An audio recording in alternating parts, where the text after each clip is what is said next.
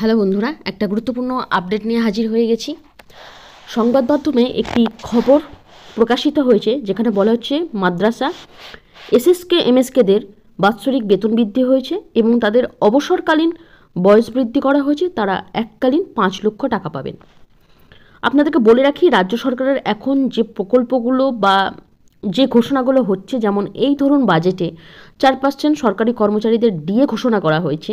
এটা যেমন পেপারে দেয়া হয়েছে যে সরকার বৃদ্ধি করলো 4% দিয়ে, আবার যখন দেয়া হবে তখন আবার ফলো করে সেই খবরটা দেয়া হবে যে আবার বর্ধিত করা হলো যে 4% দিয়ে, অর্থাৎ জনগণের সামনে একই কথা বারবার প্রকাশ্যে এনে মানুষকে বিভ্রান্ত করা।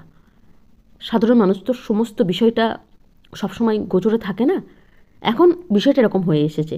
আপনারা জানেন যে 2024 সালের 1 এপ্রিল থেকে লাগু করা হয়েছে অবসরকালীন যে বয়স এসএসকে এমএসকে 65 করা হয়েছে, তারপর 60 থেকে 65 5 লক্ষ টাকা যে অবসরকালীন ভাতা পাওয়া যাবে এককালীন, সেটাও বলা হয়েছে।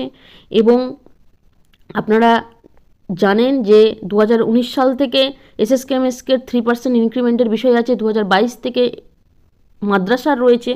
এই বিষয়গুলো নতুন করে আর সংবাদ মাধ্যমের প্রকাশ হওয়ার কিছু বিষয় নেই।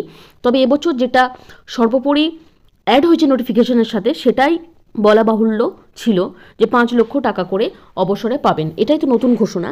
এবং 60 65 যে বিষয়গুলো সেগুলো আপনারা জানেন, ইপিএফ চালুর বিষয় যেগুলো নতুন করে হয়েছে 60 জন্য, এই বিষয়গুলোকে খবরে আনার কথা। কিন্তু সেখানে বারংবার এর আগেও বলা হয়েছিল যে অবসরকালীন যে বেতন বৃদ্ধি পাচ্ছে, বাৎসরিক ইনক্রিমেন্ট হচ্ছে, এই 3% ইনক্রিমেন্ট তো প্রতি বছর বছর হয়। তবুও কিন্তু সংবাদ মাধ্যমে এই বিষয়টা নিয়ে সমালোচনা চলছে। তো আপনাদেরকে সেই বিষয়টা আরেকবার তুলে ধরছি।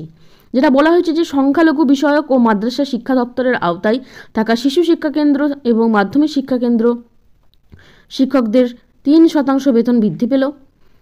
বৃহস্পতিবার নবান্ন থেকে বিজ্ঞপ্তি জারি করে একথা জানিয়ে দেওয়া হয়েছে। ওই বিজ্ঞপ্তি অনুযায়ী শিশু শিক্ষা কেন্দ্র এবং মাধ্যমিক শিক্ষা কেন্দ্রের শিক্ষকরা 65 বছর পর্যন্ত শিক্ষকতা করতে পারবেন।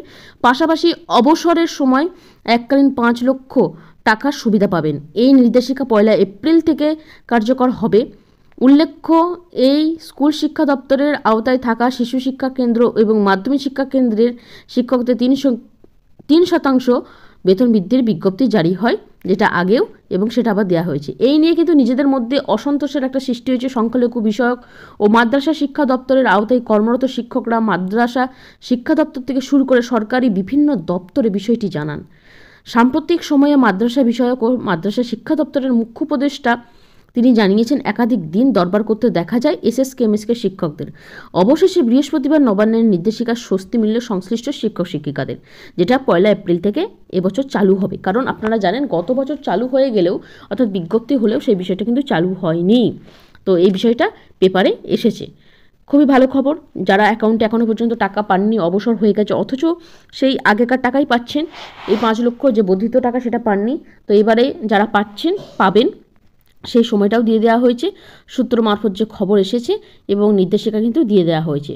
খুবই একটি বিষয়, ভালো বিষয়। এসএসকে এমএসকে সহায়ক থেকে শুরু করে যারা বেতন আগে যা পাচ্ছিলেন তাই হচ্ছে, এবং 3% ইনক্রিমেন্ট প্রতি বছর হওয়ার পর যেটুকু হচ্ছে সেটুকুই আপনারা বর্ধিত হারে আগেও যেমন পেয়েছেন এখনও পাবেন।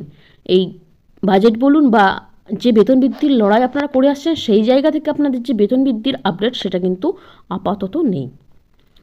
তো এই বিষয়টা আপনাদের সাথে শেয়ার করে দিলাম। পরবর্তী ভিডিওতে আরও আপডেট নিয়ে আসছি। এখন এই বিজ্ঞপ্তিটাই আপনাদেরকে জানিয়ে দিলাম।